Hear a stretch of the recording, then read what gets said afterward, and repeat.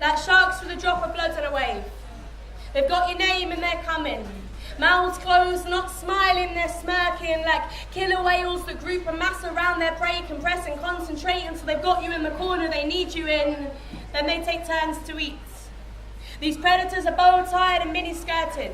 The boys could go beards at 13, whilst the girls feign innocence from 1950s style giggling. They've taken every teacher in, convinced them of their harmlessness. They're middle class and intelligent. They're top on most sets, and the ones they're struggling in, nobody's worrying. They take their questions home to private tutors. Learn the laws of physics and mathematics in living rooms are cornicing.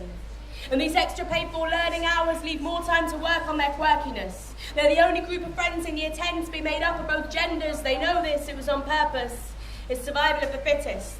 If you can get Dev in the corner shop to serve you cigarettes, then you're in. They've got secret tattoos and belly button piercings their parents don't discover until a beach holiday in 3 years, but by that point it'll be too late to do anything about that Crayola-coloured in heart on her hip. The one she tells the others is just for her, it's a reflection of her art, but still, she'll show it to you for 50p if you ask her to. Nathaniel's watching from the sidelines. He's not pissed off and lost enough to be invited to join in, but not enjoying school so much to become one of their victims. He's invisible, he always has been. He doesn't speak much, only to his best mate Dylan. They play computer games and sometimes stay up late past 10, and on Saturday nights Nathaniel goes round to Dylan's to practice with the band they're in. So far it's just the two of them. They like the Beatles, the Pixies and the Rolling Stones, but recently Nathaniel's been feeling uneasy. He gets irritated by the way Dylan wears band t-shirts under his uniform and puts badges on his bag that say things like rock and roll till I die. You're trying too hard, Dylan, he tells him.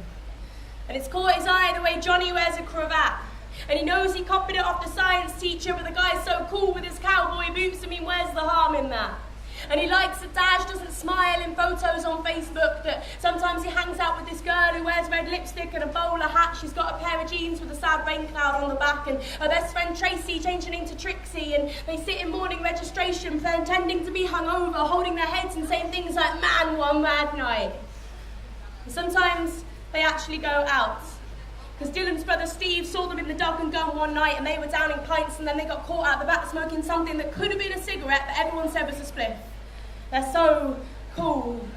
Nathaniel said to Dylan one night when they were playing Team Fortress 3, "You think," said Dylan, "I kind of mean, they made Charlotte cry last week because they didn't like her school bag and she couldn't afford new trainers and they knew that, so they nicked them out her locker when she was in PE and then they made her watch while they threw them up in a tree. Mate, you don't want to hang out with them."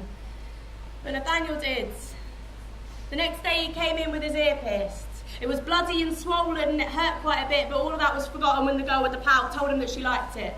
Now, bear in mind, this is the first time one of them had even looked at him, let alone shown him any sort of recognition. So at lunchtime, Dad invited him to come round the back of the PE sheds with him. He could come, he said, as long as he didn't bring his geeky mate with him. Dylan spent that lunch hour hanging upside down from those things you lock your bike to. Nathaniel came back, Dylan jumped down off the wrap, but Nathaniel walked past him with the rest of the group.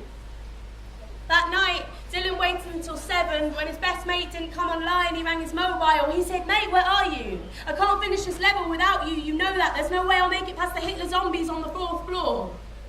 At the other end of the phone, he heard Nathaniel close the door. He said, "I don't want to hang out with you anymore, Dylan. Just leave it. I'm hanging out with Dash and Tricks at the Dog and Guns." "But you're not like them." "I am now. This is so you. You've changed. You know that, Dylan. You're so mean. You're so judgmental." Dylan swallowed something down. He said, "Last year they went to Charlotte's birthday party and trashed her house because they told her they didn't like her Facebook status." Pause. "Like I said, Dylan, typical of you. Always seeing the worst in people." The phone went dead. Dylan looked at it for a while and then he went back online. Charlotte's name popped up. She said she'd just stopped by because in science today she'd heard Dylan mention Team Fortress 3 and that was a game she liked too, except she'd never had anyone to play with and there's only so far you can get on your own, and she was on that level with the Hitler zombies and she got stuck, so she wondered whether Dylan wouldn't mind being her backup. Thank you.